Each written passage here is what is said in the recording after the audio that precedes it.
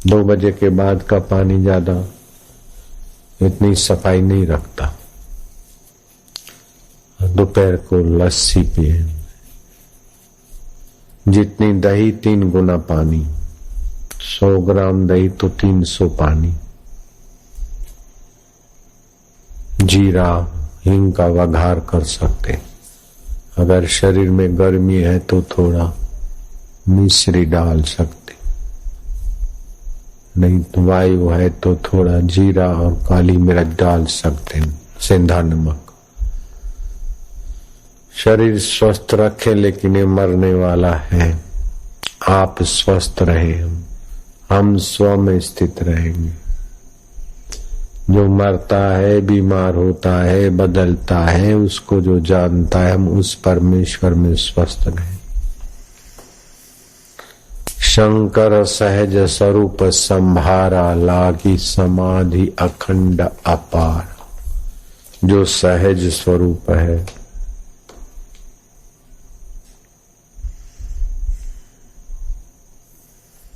उस अपने सोहम स्वभाव की स्मृति,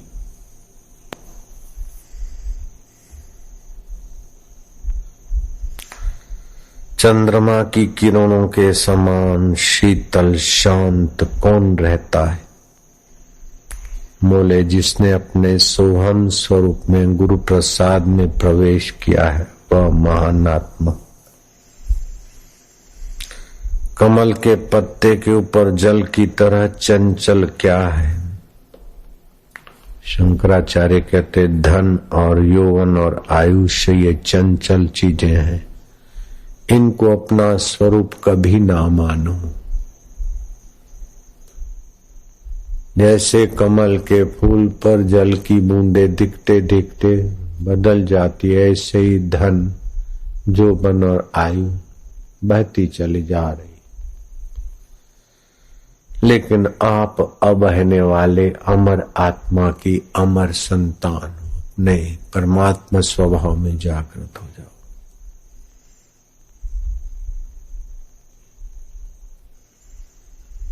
परम सुख क्या है? सच्चा सुख क्या है? संसार की सभी तमाम वासनाओं का त्याग करके अपने सोहम स्वभाव में इच्छाएं, चिंताएं, वासनाओं को छोड़कर अपने सोहम स्वभाव के आनंद में आना, यही परम सुख है। सोहम स्वभाव को महत्व देना चाहिए। आद्य शंकराचार्य जी से प्रश्न उत्तर में ये बात साधकों को सहज में समझ आती है। दुख क्या है? दुख है असंतोष। ये नहीं मेरे पास, ये नहीं, ऐसा हो गया, ऐसा हो गया, ये असंतोष कारक जो विचार है वही दुख है। क्रिसमस में जितनी आत्महत्याएं होती है उतनी दिवाली में कभी नहीं हो सकती, क्योंकि यहाँ सत्संग का प्रभाव है, संतोष की महिमा है, आत्मा की अमरता और अंतर के सुख का प्रसाद है। और वहां दिखावे का, फिजिकल का महत्व, आर्टिफिशियल का महत्व, यहाँ अनआर्टिफिशियल आत्मा संतोष का महत्व है। दुख क्या है? असंतोष। सुख क्या है? आत्म सोहम स्वभाव का विश्रांति, संतोष। सुख देने वाली कौन सी संगति, कौन सा स्थान, कौन सी चीज वस्तु है जो शाश्वत सुख दे और संसार में भी सुखी कर दे? बोले, साधु पुरुषों की संगति से, साधु पुरुषों की मित्रता से, साधु पुरुषों के सतुपदेश से संसारी सुख स्वप्ना, दुख स्वप्ना, उसको जानने वाला परम सुख स्वरूप सोहम स्वभाव अपना जागृत होता है। वह परम सुख है। प्रेसिडेंट को भी ऐसा सुख नहीं मिलता जो महापुरुषों के सत शिष्यों के लिए रखा गया है। सत्य किसको कहते हैं? आद्य शंकराचार्य जी से प्रश्न किया गया। मूल पुरुष आद्य शंकराचार्य, जिससे तमाम प्राणियों का कल्याण हो और जो सदा एक रस रहता है, वो सत्य स्वरूप है। त्रिभुवन में अमूल्य क्या है? इस धरती पे, स्वर्ग में, पाताल में अमूल्य वस्तु कौन सी? समय पर योग्य अधिकारी को शक्ति अनुसार कुछ न कुछ दे देना। विद्या का अधिकारी को विद्या, सांत्वना के अधिकारी को सांत्वना, भक्ति के अधिकारी को भक्ति, ज्ञान के अधिकारी को ज्ञान, प्रेम भाव भक्ति के अधिकारी को प्रेम भक्ति। समय पर यथा योग्य अधिकारी को कुछ दे देना, ये अमूल्य स्वभाव है। दुख देने वाला और अनर्थ फल और मुसीबत करने वाला क्या है? शत्रु बनाने वाला कौन है? बोले अभिमान। पापों का मूल कौन है? अभिमान। दया का मूल कौन है? बोले धर्म। दया धर्म का मूल है, पाप मूल अभिमान। तुलसी दया न छांडिए, जब लगी जाऊं घट में प्राण।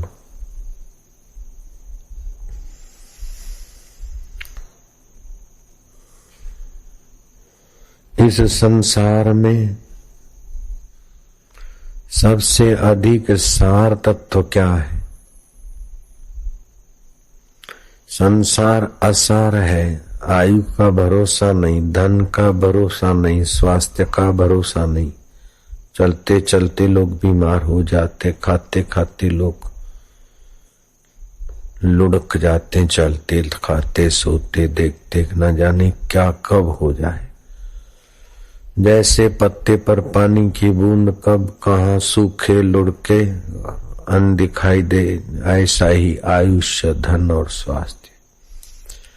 इस असार संसार में सार क्या है? बोले बार बार किया हुआ अपने सोहम स्वभाव का चिंतन, अपने अमरत्व का चिंतन, अपने अमरत्व का आनंद, अपने अमरत्व का ज्ञान, अपने अमरत्व का सत्संग और अमरत्व को पाए हुए महापुरुषों का सानिध्य सत्संग सारों का भी सार है।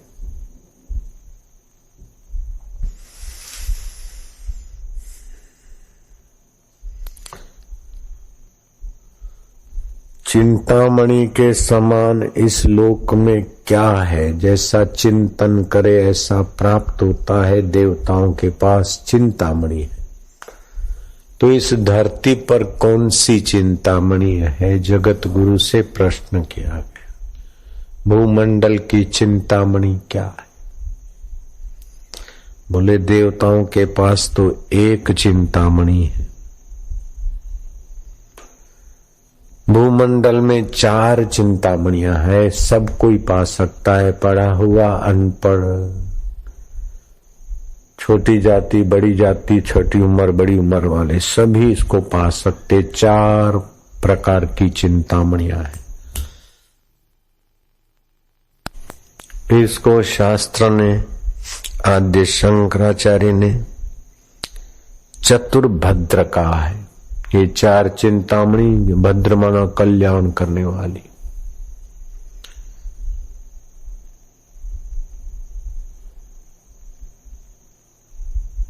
ये किसी भी व्यक्ति के जीवन में कोई भी धारण कर सकता है और अपना कल्याण कर सकता है, प्रिय बन सकता है। एक तो प्रियवाणी सहित सेवा, दान आदि, निष्कपट। प्रियवाणी तो भाषण करने वाले भी बोलते हैं, सेल्समैन भी बोलते हैं, ठग भी बोलते हैं, लेकिन हित सहित प्रियवाणी सहित दान पुण्य सत्कर्म, ये चिंतामणि है। ऐसा करने वाला व्यक्ति फिर दुखों के चक्राओं में नहीं पड़ता। दूसरी दूसरी चिंतामणि है गर्व से रहित ज्ञान, शास्त्रों का, आत्मा का, ईश्वरत्व का, जीवत्व का, संसार की नश्वरता का ये दिव्य ज्ञान। संसार नित्य बदल रहा है और आत्मा नित्य अबदल है। संसार बदल बदल के बन के मिट रहा है और कभी किसी के साथ नहीं चलता, और आत्मा परमात्मा कभी किसी का साथ नहीं छोड़ता। गर्व रहित शास्त्र का ज्ञान, संसार के पोल का ज्ञान और परमात्मा की महानता का ज्ञान, ये चतुर भद्र में दूसरा चिंतामणि है। तो तीसरी चिंतामणि क्या है? क्षमा युक्त शौर्य। क्षमा कायर को क्या शोभा दे, शूरवीर बलवान हो और क्षमा का गुण हो तो उसके बल पराक्रम का यश होता है। रावण में बल है लेकिन क्षमा नहीं, संयम नहीं। राम जी के बल में, कृष्ण जी के बल में और भी सत्पुरुषों के बल में क्षमा, शौर्य सहित क्षमा देखी जाती। चौथा चिंतामणि कौन है? बोले त्याग से युक्त धन। धन तो है लेकिन उसमें आसक्ति नहीं है। संभाले संभाले छोड़कर मरने की बेवकूफी धन में है तो धन धनवान को ले डूबता है, लेकिन त्याग से युक्त सत्कर्म सहित वाला जो धन है वह स्वर्ग की चिंतामणि जैसा भूमंडल में सुख देता है धनी को, दाता को।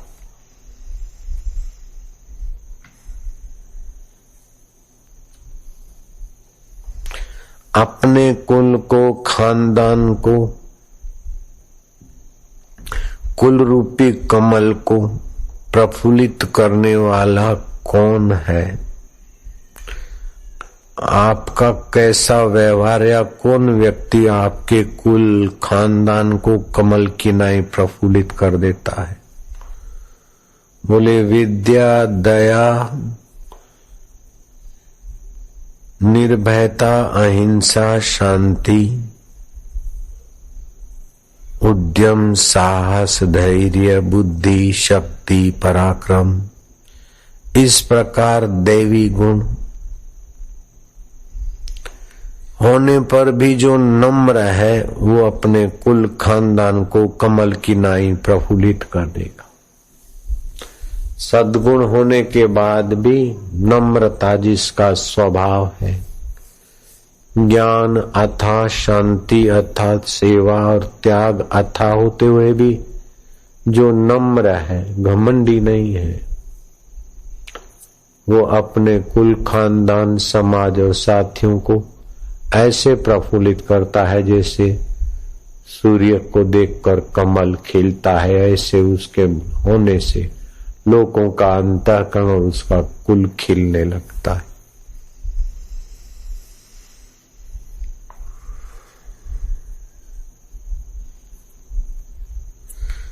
मनुष्य शरीर पाकर क्या संपादन करना चाहिए? शंकराचार्य जी से प्रश्न हुआ, मनुष्य को क्या संपादन करना चाहिए? बोले सच्ची विद्या, सा विद्या या विमुक्त है। सच्ची विद्या क्या है? कि जो पहले था अब भी है, बाद में रहेगा, कभी हमारा साथ नहीं छोड़ता, उस विद्या को ब्रह्म विद्या कहते। ब्रह्म विद्या भी पाए और ऐहिक विद्या का उपयोग करे, पुण्य कर्म करे, धन और बल का सदुपयोग करे और सच्ची विद्या पाने के बाद भी विद्या का गर्व न होकर सत्य में विश्रांति पाए। बोले तमाम सुखों की जड़ क्या है? बहुत सारे सुखों की जड़ क्या है? ये सुखों की जड़ है पुण्य कर्म, और पुण्य से ही सुख की नींव और सुख का वृक्ष फलता फूलता है। बिनु पुण्य पुंज मिले नहीं संता सत्संगा। पुण्य होते तब सत्संग में आता है, भगवान की कृपा होती है तब सत्संग में आता है। अपना पुण्य में पुरुषार्थ होता है तो सत्संग में आता है और वो शाश्वत ज्ञान और शाश्वत सुख पाता है। बोले इस लोक में कई लोग शोक की आग में तपते, किसको शोक नहीं होता? जो नश्वर परिस्थितियों की पोल जान लिया और कामना का गुलाम नहीं है, उसे शोक नहीं होता है। दुराग्रही नहीं है, बीती हुई बात को, बीती हुई परिस्थिति को बीतने वाली समझता है। आग्रह नहीं रखता वो आदमी शोक रहित हो जाता है।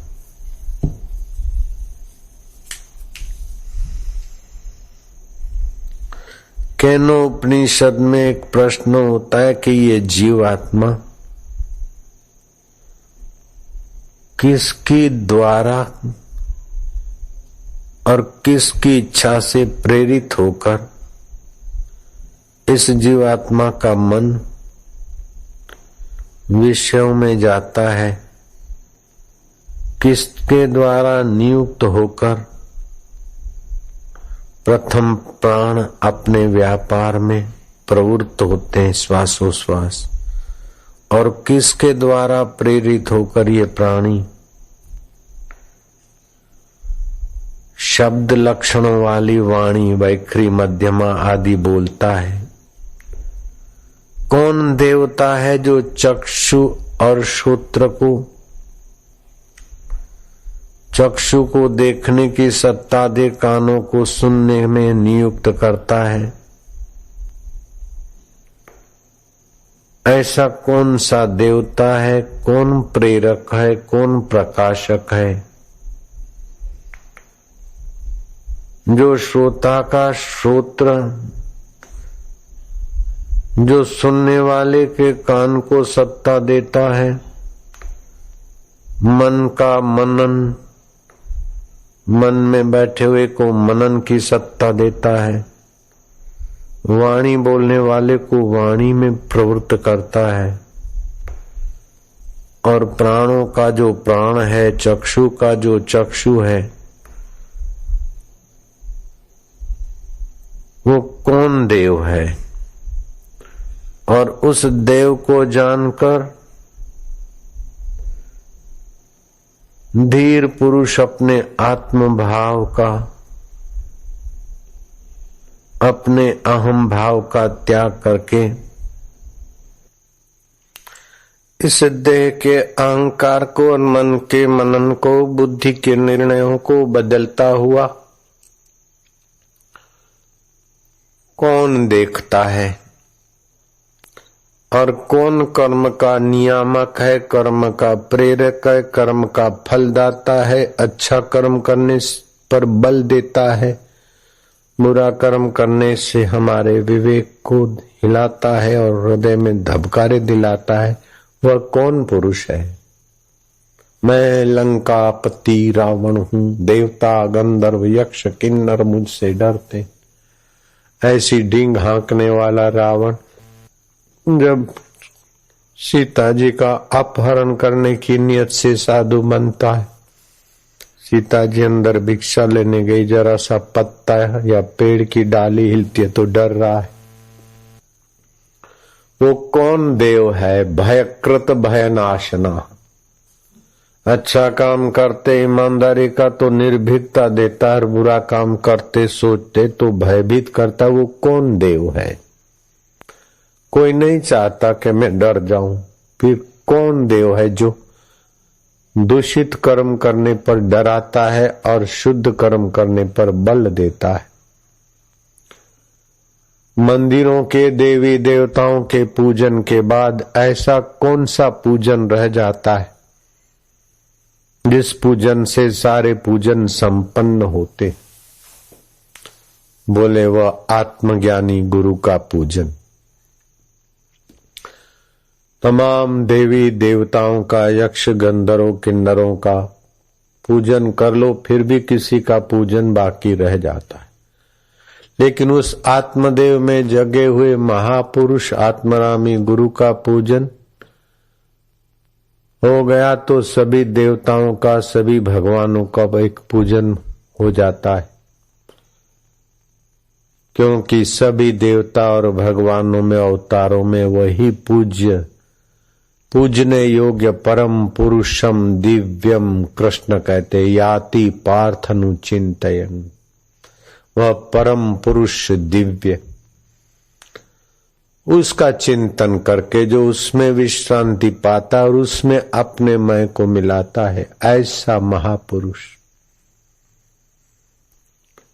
अगर किसी मुर्दे के धुएं को भी देख लेता है तो उस मुर्दे की दुर्गति माफ हो जाती है, सदगति होने लगती, नरक उसके माफ हो जाते हैं, अच्छी कुछ अवस्था में जाता है। जो चक्षुओं का चक्षु है, वाणी का उद्गम स्थान है, श्रोत्र का श्रोत है, मन को मनन की सत्ता देता है, बुद्धि को निर्णय की सत्ता देता है। निर्णय बदलने पर भी जो नहीं बदलता है, उस देव को जो सोहम स्वरूप में जानता है, ऐसे पुरुष का संग सानिध्य पाने वाले की सारी पूजाएं सफल हो जाती, सारे कर्म उसके सत्कर्म हो जाते हैं, क्योंकि सत स्वरूप वही देव है। बाकी के लोगों के पुण्य कर्म भी नश्वर फल सुख देकर मिट जाते हैं और पाप फल भी, पाप कर्म भी नश्वर दुख देकर मिट जाते हैं। लेकिन आत्म शाश्वत में जगे हुए महापुरुष का सत्संग सानिध्य पाने वाले को शाश्वत जीवन, शाश्वत फल और शाश्वत परमेश्वर की प्रसादी से पावन कर देता है।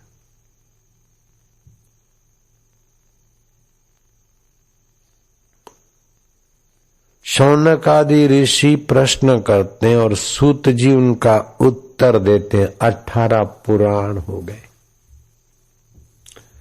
ऐसे ही मैत्री जी उत्तर देते हैं या कहीं प्रश्न करते, वो भी पुराण हो गए। एक कीड़ा रास्ते बदल एक तरफ से दूसरे तरफ जा रहा था। भगवान वेद व्यास की दृष्टि पड़ी, दिव्य दृष्टि देकर अथवा जगाकर, या तो उस समय खुली होगी।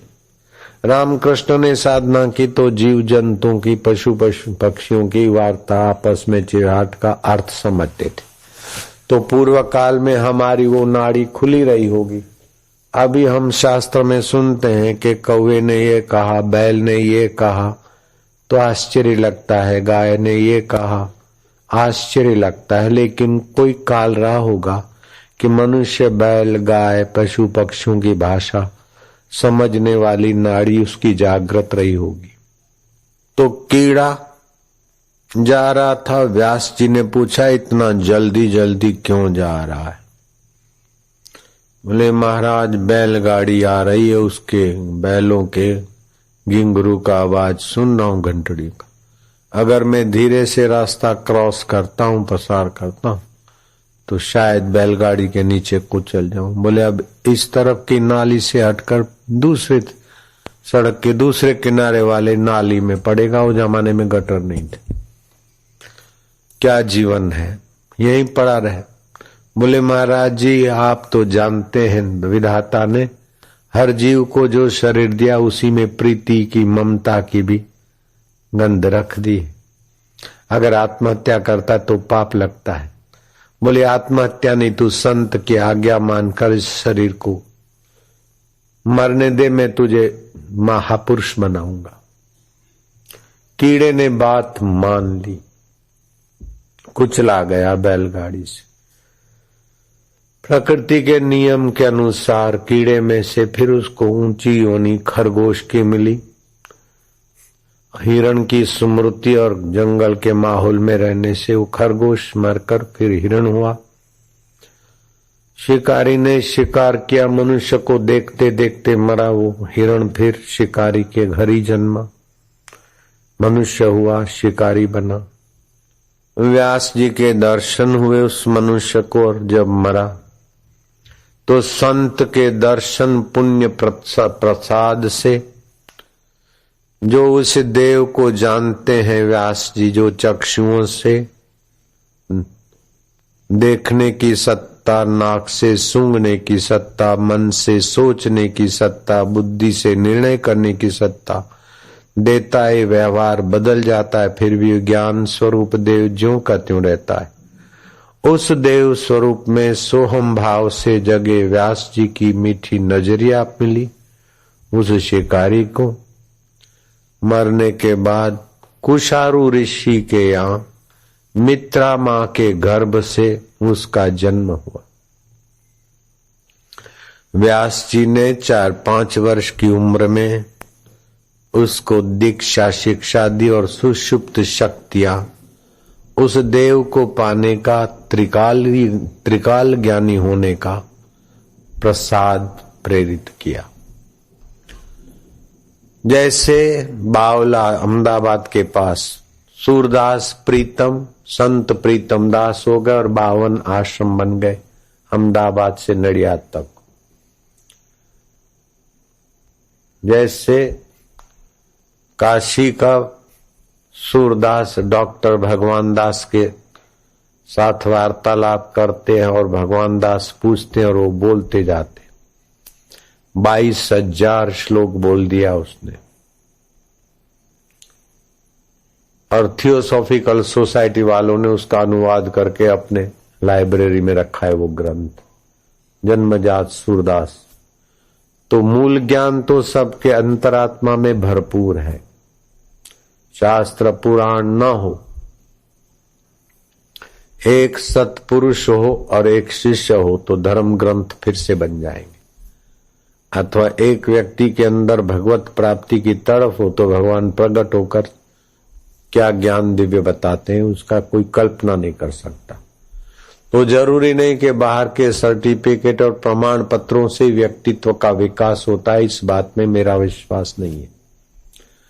जो परमात्मा साधना से और सतगुरु की कृपा और सत्संग से जितना व्यक्तित्व का विकास होता है और महानता का निखार होता है, उतना आज के स्कूल कॉलेजों से नहीं होता।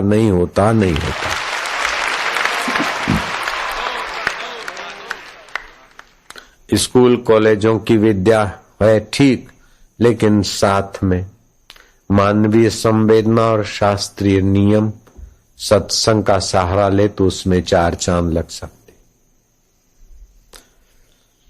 उस लड़के को दीक्षा मिली और वो दिव्य शक्ति जागी।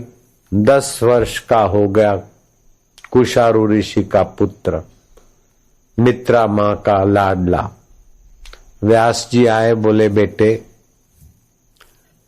कार्तिक क्षेत्र में नंद भद्र ब्राह्मण कई वर्षों से तपस्या करने में रत है, तुम जाओ उनकी शंका समाधान करो और उनको कठोर तपस्या से शरीर को पीड़ा दे रहे उनको वहां से निवृत्त करो। जो आज्ञा गुरु जी। वो क्या पूछेगा और मैं क्या कहूंगा वो पूछा नहीं, लिखा नहीं, रटा नहीं। गए नंद भद्र ब्राह्मण को देखा और के ब्राह्मण देव आप तप कर रहे हो और आपका उद्देश्य है कि भगवान नारायण प्रकट हो। नंद भद्र ब्राह्मण चकित हुए कि 10 साल का बच्चा मेरे मन की बात कैसे बोलता है। जो मन का मनन देता है, बुद्धि का दृष्टा है, चक्षु का चक्षु है, उसमें जगे हुए गुरु का कृपा पात्र है। इधर कोई डॉक्टर आते, कोई कमिश्नर आते, कोई आते, जिसको बोलता हूं तुमको ऐसा ऐसा है तो बोलते हाँ बापू सच्ची बात है। ये कैसे पता चलता, तुम तो बताते नहीं। तो वो देवों का देव है जिसने बोला उसकी गहराई वाले में तुम विश्रांति पालो। तो नंद भद्र क्यों तपस्या कर रहे, वो मैत्रेय जी ने जान लिया था कि नंदभद्र आप तपस्या कर रहे हैं, तो तुम तपस्या कर रहे हो कि पापी आदमी सुखी क्यों है और पुण्यात्मा बेचारे सीधे साधे आदमी दुख भोग रहे हैं। पापी के यहाँ प्रसन्नता और कसाई के यहाँ कुशलता, धर्मात्मा के यहाँ धाड़ और पापात्मा के यहाँ जल से, ऐसा क्यों होता है? लेकिन नंदभद्र ब्राह्मण को यह होता था कि कसाई के यहाँ कुशलता, धर्मात्मा के यहाँ धाड़ देखी जाती। लेकिन हे नंदभद्र ब्राह्मण, तुम तपस्या करके भगवान से इस प्रकार के छोटे सवाल पूछना चाहते हो, और इतना तप करोगे जो भगवान को आकर्षित कर दे, उसके लिए इतना सारा तप, और छोटी सी बात भगवान से क्या पूछते हो? भगवान जिसमें विश्रांति पाते हैं, देवशयनी एकादशी से देवजगी एकादशी तक, उसमें हमने भी तनिक विश्रांति पाई है, हम ही बता देते आपको। 10 साल का बच्चा अंतर्यामी जैसी बात करे तो नंदभद्र ब्राह्मण तो चौकन्ने रह गए। हे ब्राह्मण कुमार, तुम्हारा नाम क्या है? बोले मेरा नाम तो क्या बताऊं, इस शरीर का नाम है, मित्रा के कुख से जन्मा है, कुशारु ऋषि के घर में, मुझे मैत्रेय कहते हैं, और भगवान वेद व्यास जी से मैंने दीक्षा ली है। वेद व्यास जी महाराज तुम्हारे गुरु? ब्राह्मण ने सत्कार किया है। 80 साल का वृद्ध तपस्वी ब्राह्मण चेला बन गया और 10 साल का बालक गुरु बन गया। 12 साल की टेढ़ी टांगे, 12 साल का बालक, टेढ़ी टांगे, काला कलुट रंग, चपटा नाक, बड़ी आंखें, विलक्षण 8 प्रकार के खोड़ खापड़ वाला अष्टावक्र गुरु, और 80 साल का विशाल मति, विशाल राज्य और 80 वर्ष की उम्र वाला जनक राजा शिष्य बन गया। और 12 साल का बच्चा कहता है, हे पुत्र जनक को, हे दीकरा, 12 वर्षनो बाप ने 80 वर्षनो दीकरो, ये ज्ञान की महिमा कैसी अद्भुत है। जो चक्षुओं को देखने की सत्ता दे, कानों को सुनने की, मन को मनन की, बुद्धि को निर्णय की, और ये सब बदलने के बाद भी जो नहीं बदलता, उस अबदल में जो विश्रांति पाए हैं जगे, ऐसे पुरुषों की महिमा तस्य तुलना के न जायते, उनकी तुलना, उनकी महिमा किससे करोगे? अष्टावक्र मुनि कहते, हे पुत्र, अगर मोक्ष है तू चाहता, विषय तज विश्वत तातरे। अष्टावक्र कहते हैं अष्टावक्र गीता में, हे बेटा, जनक 80 वर्षनो, हे बेटो, અને अष्टावक्र 12 वर्षना, हे बाप थया। ये कैसा है जादू? गुरु मौन व्याख्यानम, गुरु चुप बैठे, और बड़ी बड़ी उम्र के ऋषि मुनि बैठे कुछ पूछने के लिए। गुरु मौन व्याख्यानम, शिष्यस्य छिन्न संशय, बड़े बड़े तपस्वी जोगी और ऋषियों के संशय शांत हो जाते। क्या है निगाह ब्रह्म ज्ञान की। रमण महर्षि चुप बैठे। मोरारजी भाई देसाई जैसे व्यक्ति, शिकागो में गणेश टेम्पल है, मेरा प्रवचन था, वहां मोरारजी भाई देसाई ने कहा, मेरे सामने नहीं, पहले कहा था, मैं बाद में उधर गया था, कि मैं राजनीतिक कई कुर्सियां और पदों पर, प्रधानमंत्री पद पर भी हूं, लेकिन रमण महर्षि के चरणों में चुपचाप बैठने से जो शांति मिली थी, जो आत्मसंतोष मिला, वो मुझे प्रधानमंत्री पद पे भी नहीं मिला है। ये मोरारजी भाई देसाई के वचन थे। संसार की प्राप्ति में तो अपना पुरुषार्थ चाहिए, अपना प्रारब्ध चाहिए, वातावरण चाहिए, तब संसार की चीजें मिलती और वो मिल मिल के चली जाती। भगवान की प्राप्ति में तो केवल अपने को भगवान की प्राप्ति की तीव्र इच्छा हो जाए, बस, फिर तो भगवान अपने आप अंदर कृपा करते ये अनुभव वशिष्ठ महाराज का है, योग वशिष्ठ महारामायण में। हे राम जी, फूल पत्ता और टहनी मसलने में परिश्रम है, अपने आत्म परमात्मा को पाने में क्या परिश्रम। सुबह नींद में से उठते हो, थोड़ी देर चुप बैठो। वो कौन है जो चक्षुओं को देखने की, मन को सोचने की, बुद्धि को निर्णय की सत्ता देता है? उसी में शांत हो, परमात्मा प्राप्ति के नजीक आ गए। दुख आया उससे जुड़ो नहीं, सुख आया उससे मिलो नहीं। सुख बांटो और दुख में सम रहो, तो सुख दुख के साक्षी जो है वही परमात्मा इतनी निकट है।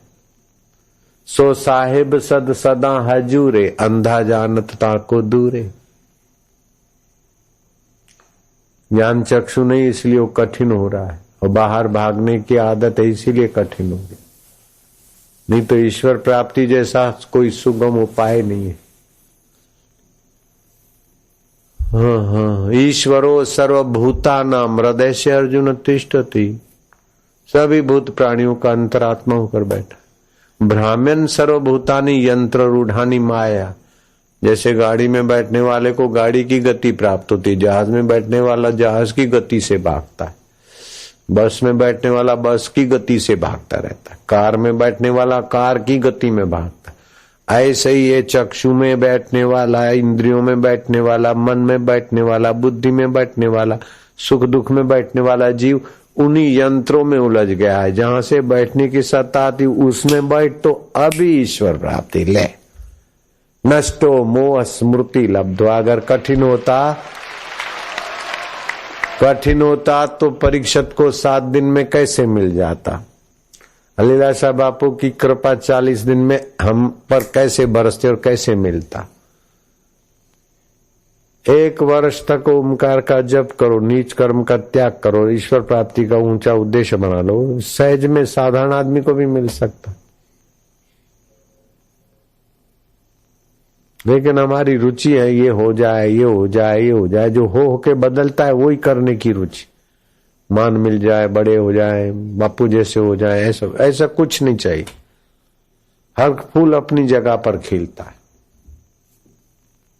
किसी की नकल नहीं करनी है। और बाहर से कोई बापू जैसा हो जाने से ईश्वर प्राप्ति होती है, इस वहम में पड़ो मत। जो जहां है ईश्वर प्राप्ति का तो अधिकारी है।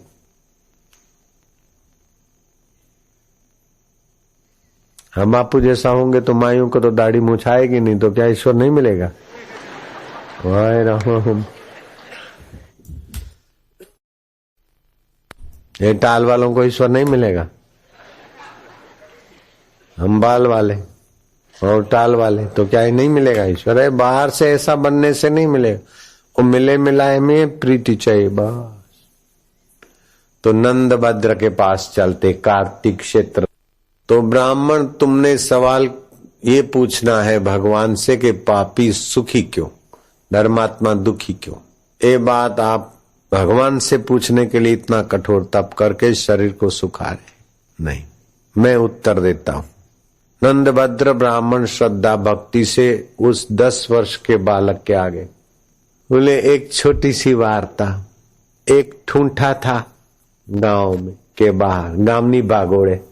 गाय को खुजली हुई तो अपना जरा शरीर रगड़ा, और रगड़ते रगड़ते जरा उसको अच्छा लगा, जोर से रगड़ मारी तो गाय, वो झाड़ का फांस गाय के पेट में घुस गई और गाय मर गई। और ठूंठा ने गौ हत्या की। इस बहाने ठूंठा हिला और फिर बरसात पड़ी और ठूंठा पांगरा। वो ठूंठ जो था 2-4 साल से तो पनपा नहीं था, और गाय ने खुजली मिटाई और अब आगे ठूंठ ने गाय की हत्या की, तो फल हुआ कि वो पनपा और उसकी डालियां प्रति डालियां आए विशाल गाय जहां पेड़ हो गया। तो ठूंठा ने गाय माता की हत्या की, इसलिए वो फल गया। गांव के लोग आकर बोलते कि महाराज देखो कसाई के यहाँ कुशलता। महाराज ने कहा ये तो देखने भर को है, थोड़ा धीरज रखो, अभी बरसात गई है, धीरे धीरे सर्दियां आएगी, फिर गर्मियों में देखना। गर्मियों में आया वंटोड़िया અને જળ સહિત ઠૂંઠાને પાડી નાખ્યું। तो अगर पापी के यहाँ कुशलता दिखती है तो थोड़ा पनपता है, फिर जड़ सहित पापी नरकों में चला जाता है। इसलिए पापी की कुशलता देखकर, पनपना देखकर धर्मात्मा को धर्म नहीं छोड़ना चाहिए। दूसरी बात, पापी अगर धनी और कुशल है तो पाप के कारण नहीं है, उसका पुरुषार्थ है, उसकी उस दिशा में प्रवृत्ति है, प्रारब्ध है, अगले जन्म का प्रारब्ध साथ देता है, इस जन्म का पुरुषार्थ साथ देता है, उसकी सूझबूझ साथ देती। और वो भगत अगर दुखी है या विफल है तो जरा भोला है, उतनी लगन नहीं है, उतनी सूझबूझ नहीं है, उतना उस दिशा में पुरुषार्थ नहीं। धर्म करने के कारण कोई गरीब हो या सामान्य हो जाए, अधर्म करने से कोई बड़ा हो जाए, तो बड़े बड़े ऋषियों को राजा राजपाट का गर्व छोड़कर चरणों में क्यों पड़ते? ऋषि तो धर्मात्मा है। अगर धर्मात्मा के यहाँ धाड़ पड़ती तो बापू के यहाँ इतने लाखों हजारों लोग मत्था क्यों टेकते? पापी के यहाँ, कसाई के यहाँ कुशलता होती तो कसाई खाना तो बहुत है, जाए सब बापू के जैसा, उसका आदर क्यों नहीं करते? तो ऐसा नहीं है। पाप का फल सुख नहीं होता, पाप का फल नरक, परेशानी। और पुण्य के बल से, पुरुषार्थ के बल से, या किसी हेरा फेरी की कावा दावा करा, लेकिन कावा दावा के बल से वो धनी नहीं है। धन प्रारब्ध था, लेकिन वो कावा दावा के बल से सुखी होने को करता है। महाराज जैसे दो भाई थे, पिता मर गए, बड़े भाई ने छोटे भाई से सिग्नेचर करा लिए और छोटे भाई को मां के साथ धक्का मार के निकाल दिया। बड़ा भाई ने कसाई का काम किया और छोटा भाई बेचारा गरीबी में। एक दिन बड़े भाई ने कहा कि तू ये खुमचा चला उठा उठा कर चना बेच बेच के मर जाएगा, मेरे जुगार के अड्डे पे आ जा, मैं तुझे इतना पगार दे दूंगा। बोले मैं पाप का धंधा नहीं करूंगा। अरे बोले पाप पुण्य क्या है, यहाँ तो लाठी उसकी भैंस। बोले नहीं नहीं भैया, पुण्य का फल तो सुख होता है, पाप का फल दुख होता है। बोले जय कैसे होता? कुल मिला के आपस में चर्चा करते करते दोनों भाई अड़ गए कि पुण्यात्मा सुखी होता है या पुण्य हो। तो छोटे भाई को बोला अच्छा कल अगर मैं ज्यादा कमाऊं तो तू मेरे धंधे में आना, जुगार का अड्डा संभालना। अगर कल के दिन तू ज्यादा कमाता है तो मैं ये जुआ शराब का पीठा छोड़ के तेरे साथ आता हूं। वो बेचारा भोला भटाक माँ को बोला माँ चना ज्यादा भिगो देना, कल मैं भगवान को प्रार्थना करूंगा, धंधा ज्यादा करूंगा और भैया को अच्छे रास्ते लगाऊंगा। हाँ चना तो डबल टिबल भिगा दिया। आज सुबह 8 बजे निकल के 8:30 बजे रिसेस का धंधा करने को जाता था, उसकी जगह पे सुबह 5 बजे ही चालू हो गया, तो कौन ग्राहक मिले।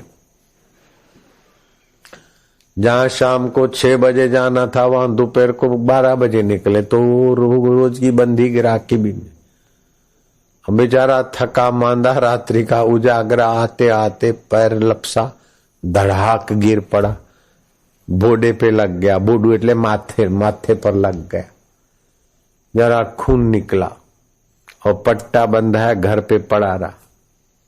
लो ज्यादा कमाने के बदले रोज जितना धंधा भी नहीं हुआ। ये धर्मात्मा के यहाँ धाड़ पड़ी। और वो भाई ने बोले वो चना बेच के क्या कमाएगा, आपने ब्याज पिया, हाँ थोड़ा छक्का मारा, कुछ कमाया और चलते चलते गिरा तो उसका जहां हाथ पड़ा वहां चम चम चमक रहा था। कोई पत्थर देखा तो लाख रुपए का हीरा मिला। अब तो छोटे की श्रद्धा टूट गई। कसाई के यहाँ कुशलता, धर्मात्मा के यहाँ धाड़। अब मैं मंदिर में क्यों जाता, आश्रम में क्यों जाता? मंदिर आश्रम में जाना बंद किया। वो महंत संत को पता चला कि ये भोला भगत ने भाई से शर्त रखी और हार गया है, श्रद्धा टूट गई। और मेरा भाई तो जुआ करता है और मेरे से दगा किया, वो सुखी और मैं सीधा साधा हूं तो दुखी हूं। ऐसी गैर समझूती भगवान क्या कारण है? वो संत महात्मा ध्यान करके बैठ गए तो उसके अगले जन्म का रील भगवान ने दिखाया कि इसके अगले जन्म में कोई दान पुण्य और सूझबूझ नहीं थी, अभी धार्मिक हुआ है कष्ट आने से। इसलिए कष्ट भोग रहा है, इतना बुद्धि का विकास नहीं है, बोला भगत है। नहीं तो चने का गल्ला 8:30 बजे वाला वहां 6 बजे क्यों निकले। दूसरी बात, आज के दिन इसके कर्म ऐसे थे कि उसको फांसी लगने वाली थी, लेकिन मंदिर में, आश्रम में, सत्कर्म में जाने के कारण, हक की कमाई का खाने के कारण इसकी फांसी टल गई और ठोकर लगी और सिर पर थोड़ा सा पट्टी बंधी। और जिस भाई को आज वैभव मिलने वाला था, राज लक्ष्मी वरण करने वाली थी, लेकिन धोखाधड़ी करने के कारण, मां के साथ, छोटा भाई के साथ दगा करने के पाप के कारण उसका राज्य अभिषेक की जगह पर थोड़ा सा वहां गिरा और जरा सा तिलक तो क्या हुआ, कंकड़ लगा और 1 लाख रुपए का हीरा मिला। तो उसको जो राज्य लक्ष्मी मिलने वाली थी, पापात्मा होने के कारण ठोकर खाने पर भी 1 लाख रुपया ही मिला। और वो धर्मात्मा को फांसी लगने वाली थी, तो फांसी की जगह पर ठोकर खाई और जरा सा सिर फूटा। तो बाहर से तो लगता है कि वो धर्मात्मा था, उसका सिर फूटा, और ये दुरात्मा था, इसको हीरा मिला। लेकिन पूर्व काल का देखो तो 10 साल के उस बालक ने अपने ढंग की कथा सुनाई और नंदभद्र ब्राह्मण के संशय दूर हुए। जो तपस्या करके भगवान से प्रश्न किए जा सकते थे, वो गुरु के प्यारे कीड़े में से बने हुए मैत्रेय ने उन प्रश्नों का समाधान किया और ब्राह्मण ने उसका पूजन किया। आनंद मंगल करूं आरती, हरि गुरु संतनी सेवा। ये तो प्रीतम दास ने बाद में बनाया, नंदभद्र ब्राह्मण ने अपने ढंग से आरती की होगी। कहां तो एक कीड़ा और कहां 80 साल के बुढ़े तपस्वी पवित्र आत्मा ब्राह्मण, जो ईश्वर को प्रकट करने की शक्ति रखने वाले, वो एक कीड़े में से बने हुए 10 साल के बालक का पूजन करते हैं।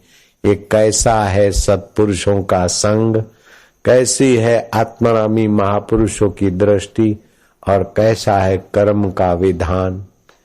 सदना की कथा सुनी, उल्टा के तलवार चलाने को सुना, नंदभद्र ब्राह्मण का तप का उद्देश्य सुना, और कीड़े में से बने हुए मैत्रेय ऋषि का उपदेश सुनकर वो ब्राह्मण तप से निवृत्त हुए, ये भी सुना।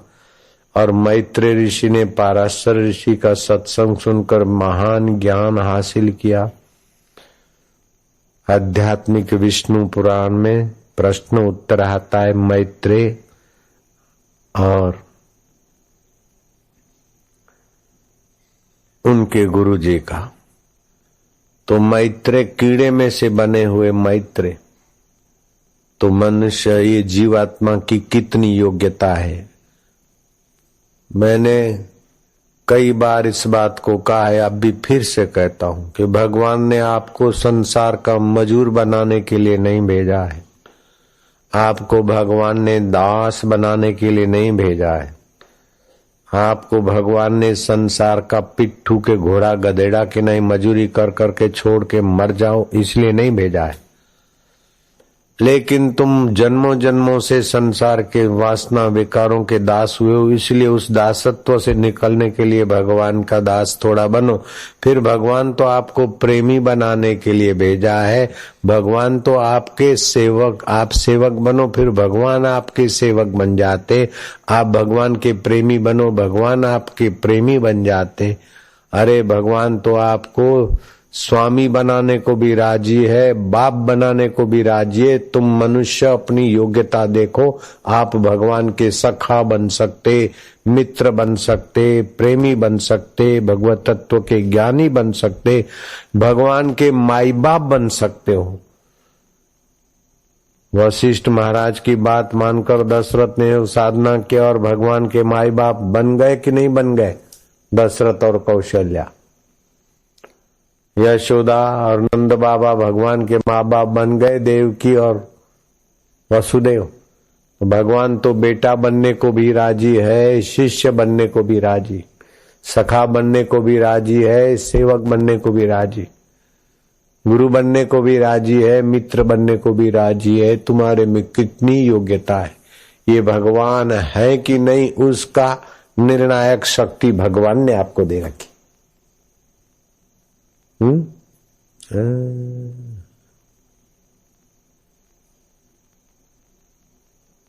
ये आंखों के द्वारा देख के, नाक के द्वारा सूंघ के, जीभ के द्वारा चख के, बाहर भटक भटक के आप अपनी योग्यताओं का द्वार नहीं खोलें तो फिर तुच्छ योनियों में जाना पड़ता। राजा होने के बाद भी, मरने के बाद वो किरकिट बन गया। राजा मृग किरकिट बन गया है, राजा अजगर बन गया है। अजनाब खंड था इस देश का नाम, जिसने अच्छा राज्य किया भरत ने तो भारत नाम पड़ा। ऐसा भूतपूर्व का भरत राजा हिरण में मन चला गया, दूसरे जन्म में हिरण बना। ये भागवत में कथा थी। आप छोटी छोटी चीजों में अपने मन को चिपकाओ नहीं। आप न काम में चिपको, न क्रोध में सटो, न लोभ में सटो, न मोह में बटो, न चिंता में चूर हो, न अहंकार में उलझो। यहाँ कोई आपका स्थायी नहीं है। यहाँ तो कमल के पत्ते पर पड़ी हुई पानी की बूंद। क्या करिए क्या जोड़िए, थोड़े जीवन काज, छोड़ी छोड़ी सब जात है, देह गेह धन राज, ये सब छूटने वाला है। कार्यालय में, ऑफिस में जाते ना नौकरी करने, तो पता है कि ये ऑफिस घर में नहीं आएगी। ये कार्यालय का बेंच और कुर्सियां घर नहीं ले जाएंगी, ये काम करने के लिए मिला है। ऐसे ही ये शरीर भी एक कार्यालय है, जीवात्मा को परमात्मा प्राप्ति का काम करने के लिए मिला है। सोहम नाद सुनने के लिए मिला है, सोहम अनुभव करने के लिए मिला है। आप कौन से घर में बैठे हो? जो नदी के किनारे घर है और वो रेतीले तट पर बंधा हुआ छोटा सा आपका ईंटों का घर है, और नदी की हर लहर वो बालू को, रेती को ले जा रही। कब गिर जाए ये आपका नदी तट, रेतीले बालू के तट पर आपका मकान, कोई पता नहीं। ऐसे ही नदी की लहर, हर लहर बालू को, रेती को काटती से हर श्वास आपकी आयुष्य काट रहा है। इतना खतरा सिर पर लेकर आप ही हा करके काय को आयुष्य खत्म करते हो। कब आकर ये श्वास के झपेटे आपके इस घर, शरीर रूपी घर को गिरा दे, कोई पता नहीं। गिरेगा ये पक्की बात है। बेटा होगा कि नहीं होगा इसमें सवाल है, और बेटा फिर आज्ञा में रहेगा कि नहीं रहेगा ये भी सवाल है। बेटा विदेश जाएगा कि नहीं जाएगा ये भी सवाल है। लेकिन बेटा हुआ है वो मरेगा कि नहीं मरेगा ये सवाल कभी नहीं पूछा जाता है। वो पैदा हुआ है तो मरेगा, ऐसे आपका शरीर पैदा हुआ है तो जाएगा, पक्का है। तुम विदेश जाओ कि नहीं जाओ ये पक्का नहीं है। अगले साल सत्संग में आओ कि नहीं आओ ये पक्का नहीं है। लेकिन मरो कि नहीं मरो ये पक्का, पूछने की जरूरत नहीं। मरना पक्का, बाकी सब कच्चा है। बोलो, जब शरीर का मरना पक्का है तो मौत की दाल नहीं गलती, उस अमर को पालो न भैया, लाला लालिया। सोहमनाद जगाओ सतगुरु, ज्योत से ज्योत जगाओ, मेरा अंतर तिमिर मिटाओ। बस इन वचनों को पक्का कर।